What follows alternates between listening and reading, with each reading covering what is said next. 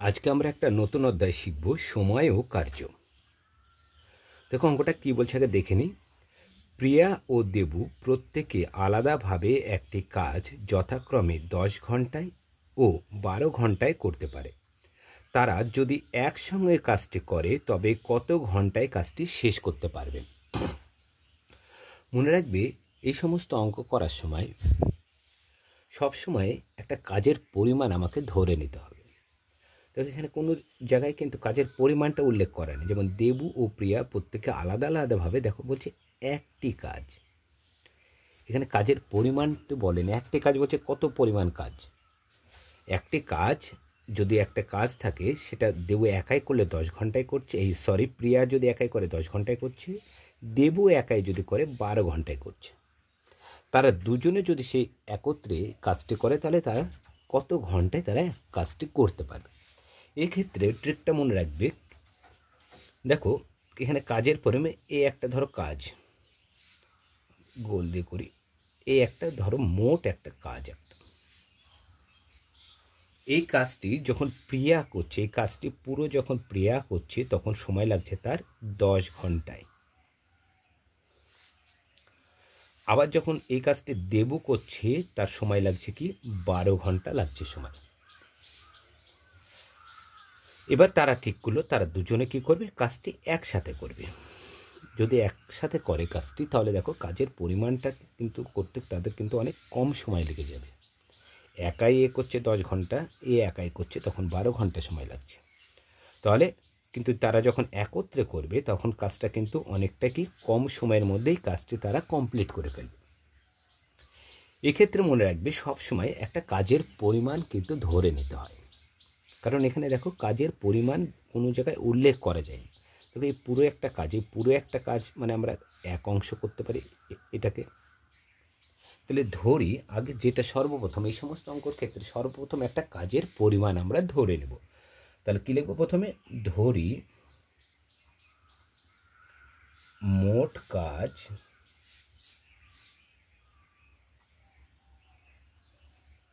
সমান এক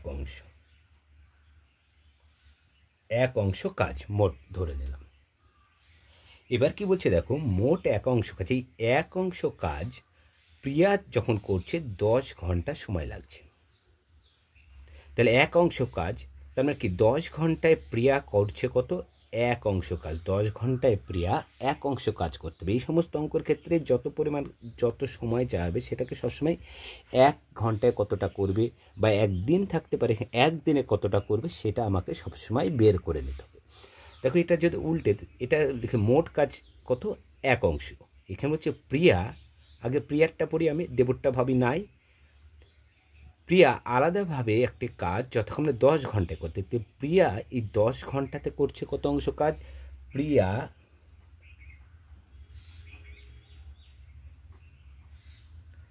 10 ঘন্টায় করে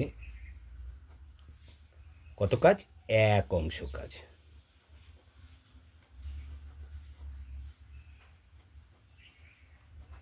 প্রিয়া 10 ঘন্টাতে এই এক অংশ কাজটা কমপ্লিট করছে। তাহলে প্রিয়া 1 ঘন্টাতে কতটুকু করবে, 1 ঘন্টায় করে 1/10 অংশ কাজ হবে প্রিয়া। তাহলে প্রিয়া 1 ঘন্টায় 1/10 অংশ কাজ করতে পারে। একইভাবে দেবু যখন এই পুরো কাজটা করবে তখন তার দেখো সময় লাগছে কত, 12 ঘন্টা তার সময় লাগছে। তাহলে দেবু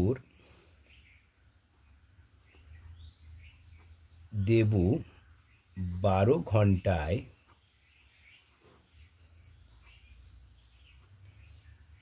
করে কত অংশ কাজ, এক অংশ কাজ।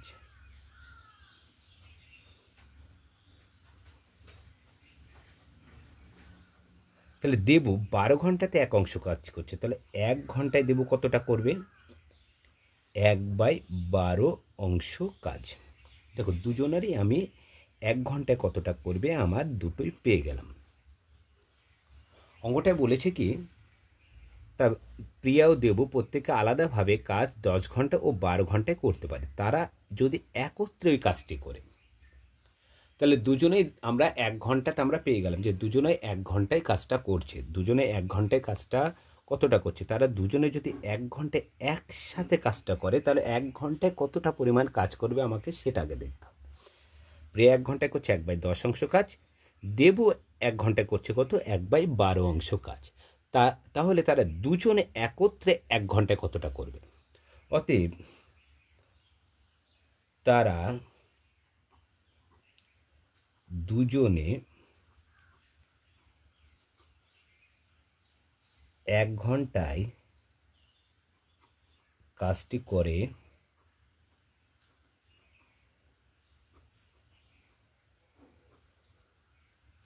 তাহলে তারা দুজনে 1 ঘন্টায় করবে কত? তার মানে প্রিয়ার কাজ যোগ কি দেবুর কাজ, তারা 1 ঘন্টায় করবে কত? এত অংশ কাজ করবে তার 1 ঘন্টাতে। এবার আমাকে দেখো এটা ভগ্নাংশের যোগ আছে।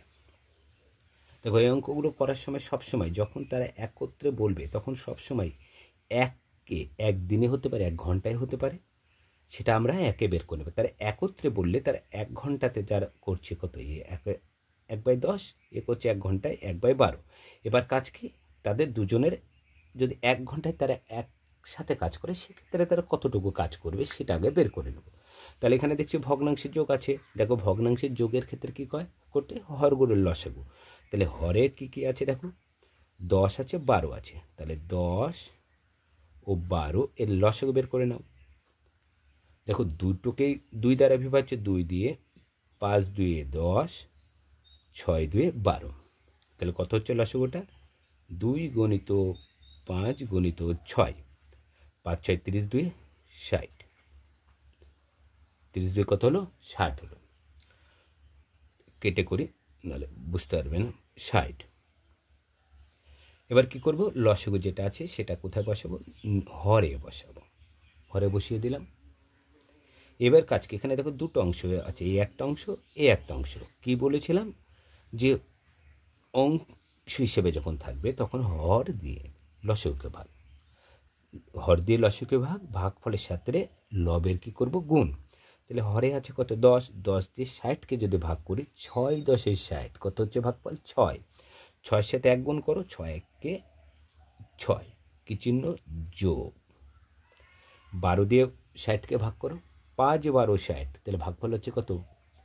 5। 5-এর সাথে 1 গুণ করো, 5 1 5, এত অংশ।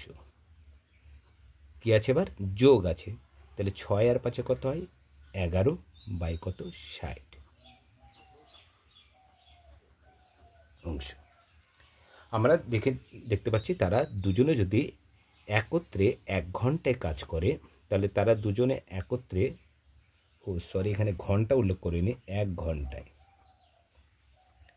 1 ঘন্টায় কাজটি করে এত অংশ। কি? তারা দুজনে একত্রে 1 ঘন্টায় কাজটি করছে এত অংশ। এখানে মোট কাজ আছে কত? 1 অংশ কাজ আছে। তাহলে 1 ঘন্টায় কাজটি করছে 11/60 অংশ। কী করছে? তারা 1 ঘন্টায় কাজটি করছে। আমাকে বের করতে বলেছে সমগ্র কাজটি কত ঘন্টায় করবে। উত্তর চেয়েছে ঘন্টায়। তাহলে কি দেখো, 11/60 অংশ কাজ করে, 11/60 অংশ কাজ করে কত ঘন্টায়? 1 ঘন্টায়। এখানে মোট কাজ কত? মোট কাজ হচ্ছে 1 অংশ কাজ, তাই না? তাহলে দেখো অংশ অংশ মিলছে, তাহলে অংশর নিচে অংশটা কোন দিকে রাখবো? বাঁ দিকে রাখবো। আর বের করতে হবে কি? ঘন্টা। তাহলে এটা কোন দিকে চলে যাবে? ডান দিকে চলে যাবে। তাহলে লিখতে পারে কীভাবে? 11/60 অংশ কাজ করে কত ঘন্টায়? 1 ঘন্টায়। তাহলে সমগ্র কাজ কত? 1 অংশ। 1 অংশ কাজ করে কী হবে? 1/11/60 হয়ে যাবে। এবার কী নিয়ম? দেখো একদম নিচেরটা কি? হরটা ভাগ হিসাবে আছে, সেটা কি করব? 1 গুণিত 60টা কোথায় যাবে? উপরে, নিচে চলে যাবে কত? 11। তাহলে 60কে 60/11 পূর্ণ করে দাও। 5 11 55, 5/11 ঘন্টা। তাহলে তারা যদি একত্রে কাজ করে একত্রে কাজটি তারা টোটাল কাজ ছিল 1 অংশ, একত্রে তারা মোট কাজটি 5×5/11 ঘন্টায় শেষ করে দেবে। অতএব উত্তর চেয়েছে তারা, তবে একসঙ্গে কাজটি করলে তারা কত ঘন্টায় কাজটি শেষ করবে? অতএব তারা একসঙ্গে কত ঘন্টায়? 5×5/11 ঘন্টায় কাজটি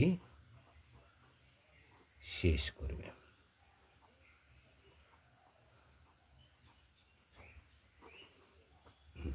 দেখো এই অঙ্কটা কত সুন্দর হচ্ছে কি, পরপর অংশগুলো মোট অংশ সবসময় ধরে নেব, তারপরে 1 দিয়ে বের করব, তারপর একত্রে কী করব? যোগ করে দেবো।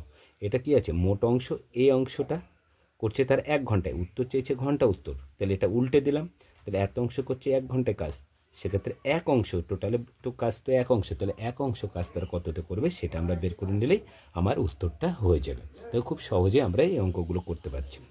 শুধুমাত্র পরপর এই নিয়মটা মনে রাখবে, পরপর আমরা এইভাবেই করে যাব। আমরা সময় কার্যনে বেশ কিছু ভিডিও করব, সেই সমস্ত ভিডিওতে তোমরা সময় ও কার্য সম্পর্কে যে সমস্ত অঙ্কগুলো আছে সমস্ত উত্তরগুলো আমাদের এখানে থেকে পেয়ে যাবে।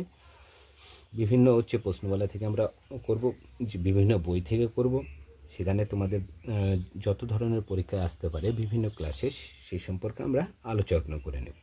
সামনের দিন থেকে আমরা চেষ্টা করব সময় কার্যের সম্পর্কে এর থেকে কঠিন যে সমস্ত অঙ্কগুলো আছে সেগুলো নিয়ে আলোচনা করা।